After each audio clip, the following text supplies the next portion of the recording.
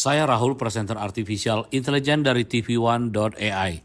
Inilah trending news Rabu 8 Mei 2024. Israel tetap nekat melanjutkan operasi militer di Rafah, Gaza Selatan untuk menghabisi 4 brigade Hamas terakhir, meski ditentang banyak negara termasuk Amerika Serikat.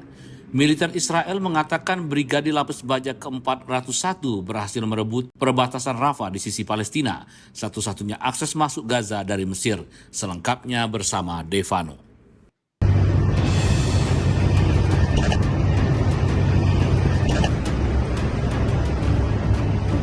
Tank-tank Israel sejak kemarin mulai terlihat di gerbang perbatasan Rafah.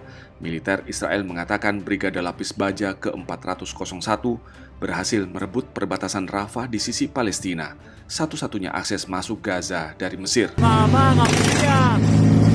Mereka menghancurkan sejumlah bangunan sehingga memutus jalur masuk di perbatasan. Tak hanya lalu lintas orang, aksi militer ini juga menghentikan pengiriman bantuan kemanusiaan yang akan memasuki jalur Gaza.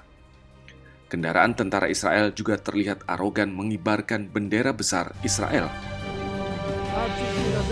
Jalan Salah al-Din di Rafah Timur yang biasanya terhubung dengan persimpangan juga diambil alih oleh brigade tentara Israel lainnya. Pejabat senior Hamas Osama Hamdan mengatakan pada hari Selasa bahwa mereka tidak akan menanggapi tekanan atau ancaman militer apapun di penyeberangan Rafah. Hamas menyebut tindakan Israel tersebut merupakan kejahatan serius terhadap fasilitas sipil yang dilindungi oleh hukum internasional. اقتحام جيش الاحتلال النازي معبر رفح الحدودي مع جمهورية مصر العربية فجر اليوم هو جريمة وتصعيد خطير ضد منشأة مدنية محمية بالقانون الدولي، وهي انتهاك صارخ لكل الأعراف والمواثيق الدولية.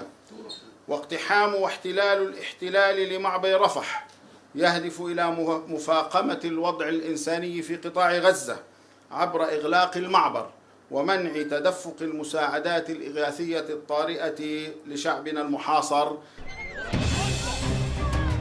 Aksi militer Israel terhadap Rafah dalam waktu kurang dari 48 jam telah menyebabkan kematian 52 warga Palestina, termasuk 17 anak-anak dan 14 wanita, sebagai akibat dari hancurnya 18 rumah yang sebagian besar ditempati oleh warga sipil. Puluhan ribu pengungsi Rafah mengevakuasi keluarganya ke Mawasi di Khan Yunis di bawah ancaman pengeboman besar-besaran oleh pesawat dan tank Israel.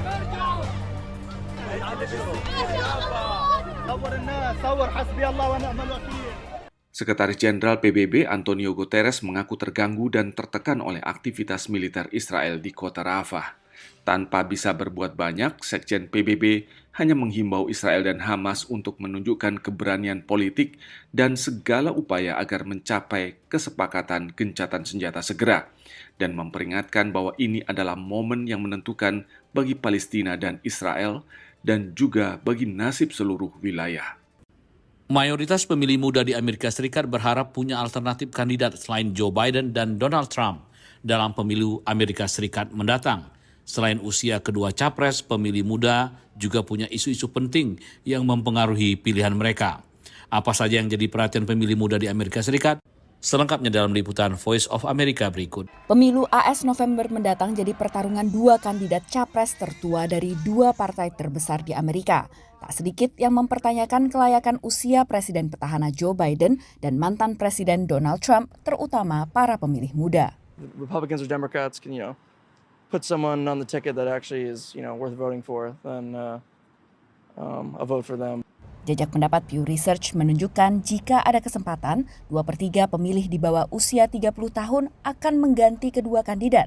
Selain usia, para pemilih muda punya sejumlah isu yang jadi prioritas mereka dan jadi alasan mereka mendukung kandidatnya. Misalnya Francesca yang mendukung Biden. I think abortion is important to me, abortion care, the right to be able to choose. Isu lainnya adalah legalisasi marihuana. Youth voters have a real opportunity to shape the electoral landscape here in Florida. We've seen that the right to choice and recreational marijuana are critical to the beliefs and importance of youth voters and what's top of mind for them.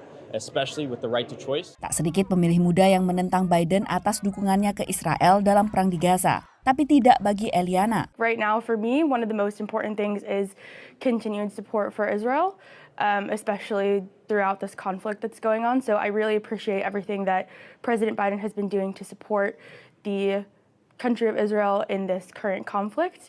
Jejak pendapat Reuters Ipsos yang dilakukan pada Maret 2024 lalu menunjukkan 3% pemilih antara usia 18 hingga 29 tahun lebih memilih Biden ketimbang Trump. Margin ini jauh lebih kecil dibandingkan 24% yang lebih memilih Biden ketimbang Trump pada pemilu 4 tahun sebelumnya. Pemilih muda yang mendukung Trump punya alasan yang lebih personal. I've tried to have conversations with people who don't like Trump, and they're like, you can leave, I don't want to talk to you anymore. So I think that's the main problem. People aren't open to listening. They're just like, if you like Trump, you're a horrible person, or just that. So I feel like... Yeah, there's never any open discussion. Pendukung muda Trump seperti Turner terbiasa dengan rekan seusia mereka yang mempertanyakan pilihan politik mereka. I'll go to the bars wearing a Trump 2024 hat, and I get weird looks like crazy all around for people. But I don't really, it doesn't bother me.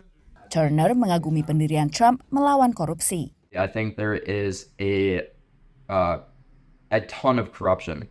And I think that there's a lot of very scandalous things that is going on all over the world.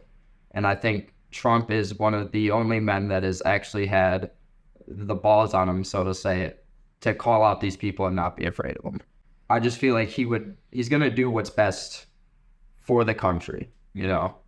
Hasil jejak pendapat Tufts University menunjukkan isu utama bagi pemilih muda juga berkutat dengan isu domestik seperti biaya hidup, ketenaga kerjaan, dan kekerasan senjata api di Amerika Serikat. Dari Washington DC, demikian laporan tim VOA.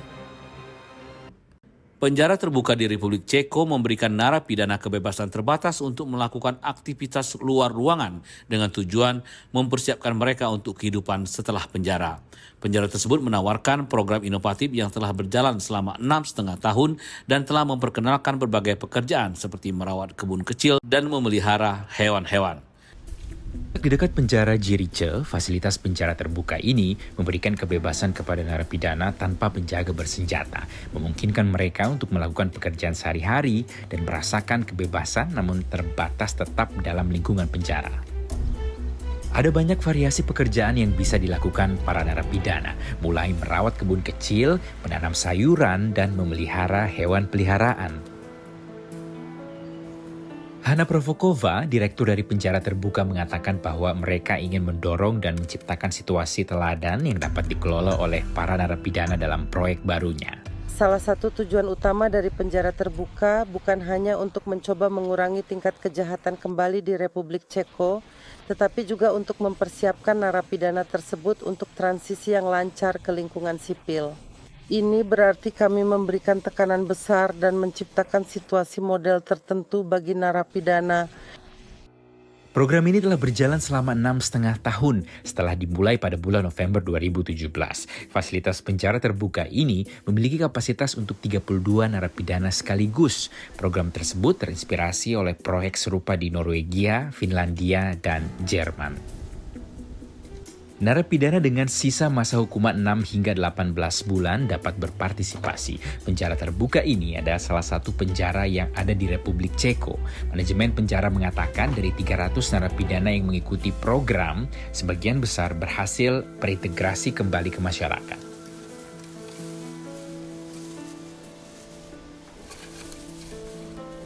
Tingkat residivisme di Republik Ceko merupakan salah satu yang tertinggi di Uni Eropa. Hal tersebut dianggap bukan merupakan masalah sistem penjara, melainkan masalah sistem peradilan dan perawatan lanjutan bagi narapidana yang dibebaskan. Demikian Trending News hari ini, saya Rahul, sampai jumpa.